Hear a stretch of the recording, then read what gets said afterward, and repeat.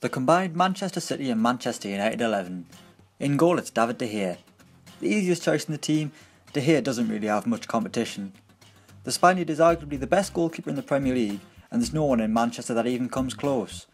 Claudio Bravo is seemingly allergic to saving shots, while Willy Caballero is obviously nowhere near the standard of De Gea. United's number one hasn't had to be as instrumental this season for the Reds, having kept them in so many games in years gone by. Man City would no doubt be higher up the table if they had someone like De Gea as their goalkeeper. At right back it's Antonio Valencia. The Ecuadorian has had an impressive season for Manchester United and was a potential candidate for the PFA Team of the Year. Valencia has transitioned brilliantly from right wing to right back, while Man City's rotation at full back means Valencia was the obvious choice. Our first centre back is Eric Bailly.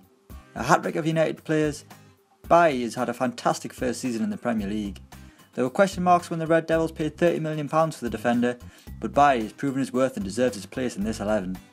His partner at the heart of the defence is Nicolas Otamendi.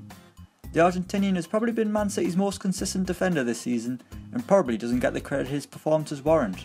In contrast, John Stones has been too error prone to make it in this side, with his reputation taking a battering following his move from Everton, and Vincent Kompany just hasn't played enough football. Left back isn't quite as obvious though.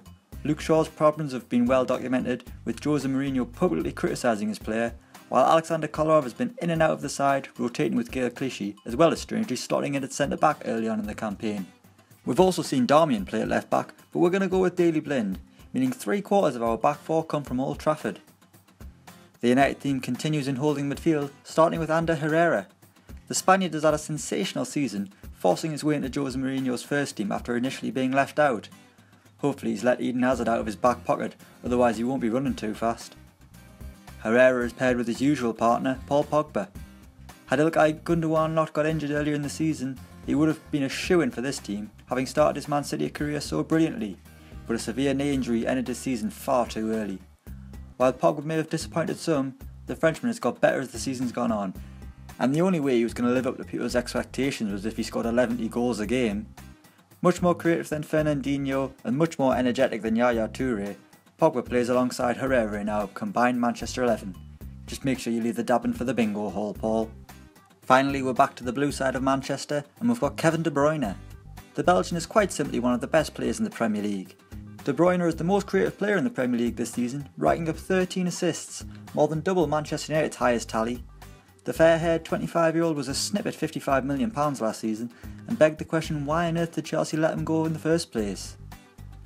Playing as the attacking midfielder is David Silva. The Spanish playmaker has been as silky as ever and is perfectly suited to Pep Guardiola's passing style.